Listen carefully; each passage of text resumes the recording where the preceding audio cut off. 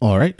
As quick as humanly possible, I'm going to go ahead and show you how I switch the colors of backgrounds really quickly. I'm going to show you two different ways. One way that's actually like built into Photoshop 2021, and the way that I would have done it before that way existed even. Okay.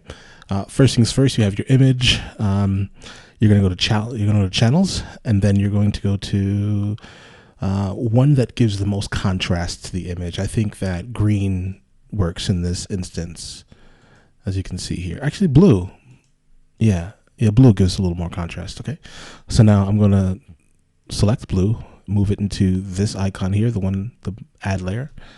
Now I'm going to press Control L, bring up levels, and add even more contrast to that. Basically, I need to make her pitch black, basically. That's without like losing. Yeah, I think this is good. There's a little left here, but it's fine. Hit OK. And now I have my basic selection tool. Okay. Now I'm going to go ahead and press Control and then click. Okay. Go over to layers, press Control J. All right. Now press new layer. Now I have a mask of, here, I'll show you this here, of literally just the outline of the bodies. And now I'm going to go ahead and press Control I on the actual layer mask. It inverts it. Now she's off the background. All right. Now, next step, I would go to solid color, and I can go ahead and switch the colors. I'm going to give you a really good tip here. Whatever you shot your model on, let's say if it was gray, you're going to want to stay in the kind of hue of that. So you want to stay maybe around here if you were on gray. It actually helps with the overall outline of the subject off of the background.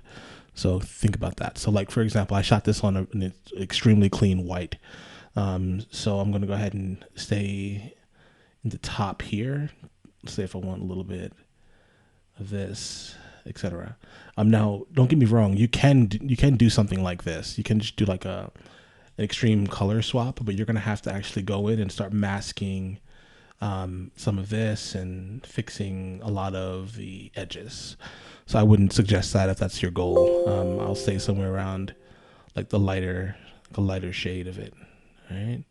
Now, if you were to use something like this, you'll actually have to go into the original layer mask where you masked out the subject herself or himself, and you're going to go ahead and get a brush, make it soft, and go ahead here, and let's see, and just start basically painting with a flow of maybe 5 or so, and you're going to start painting the edges to kind of bring back or bring out some of the, or remove this extreme color difference. Okay, now this is a way you could do that. That's one way. This is the kind of like the original way, honestly. All right. Anyhow, let's move on to the next way that we would do this here. Let's go ahead and remove all of this. Okay. Now the new way, obviously, is super simple. So if you had a choice, I would definitely suggest using that if you have Photoshop 2021. All right. We're going to select this here, the select icon, the marquee tools, and then we're going to go ahead and go to select and mask. Opens up this new box here. Select subject. Okay. And let that run for a little while. Okay.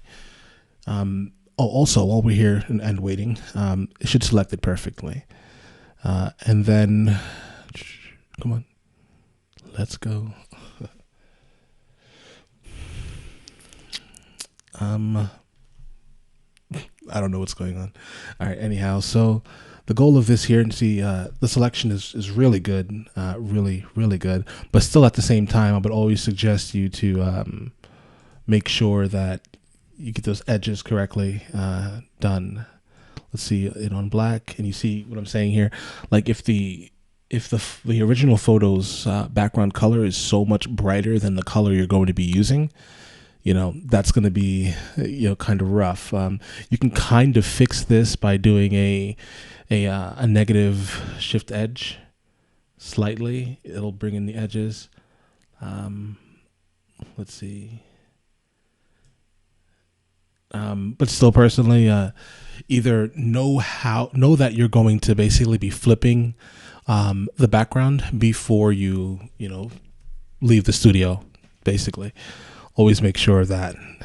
So, okay. So now from here, once you do this here, you're going to go ahead and go to your output. I prefer it like this: new layer with a layer mask. So when it exports it, it's already kind of how I needed it in the first place. Okay. Now from here, I'm just going to go to, again, solid color,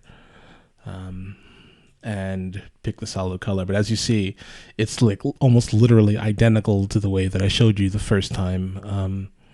So keep that in mind. Let's say that color is the color for her bikini or onesie or whatever this thing is called, dude, is about this. And so if I was going to color match it, I would have had to known that I was going to be doing that before the fact, right? And then I wouldn't have basically added so much light to the background to actually light it. Because all of her edges are crazy, dude. So yeah, so definitely stay to the white if you are going to do that. And basically the reason why I chose this way, or this colorway at least, is I think it looks the best, honestly. But if you want to do it in a more realistic way, I would bring it down slightly, because when you're shooting in the studio, white really isn't that white, not that white, as white as it's showing here. This is also another way to stretch your background.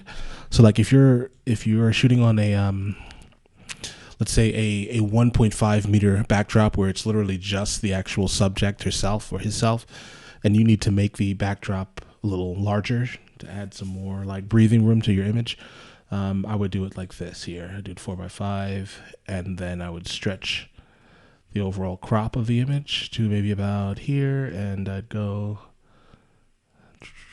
let's see, to about, actually, wait 1 second. Let me zoom out a little bit to make sure that everything looks good.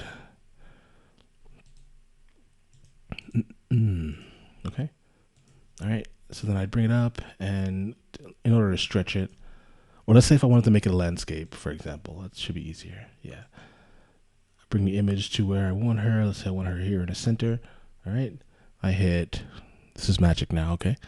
Hit that button there, finalize it, and it automatically stretches it. There you go. Easy stretching of the backdrop for different variations. So I would do it like this, and I think it looks good. And let's say if you want to go even further, you can add maybe some random overlays to kind of add some more detail into the actual image itself. Let's say this here, for example.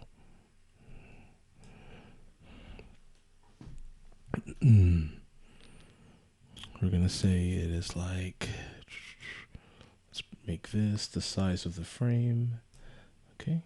And move it to about here. All right.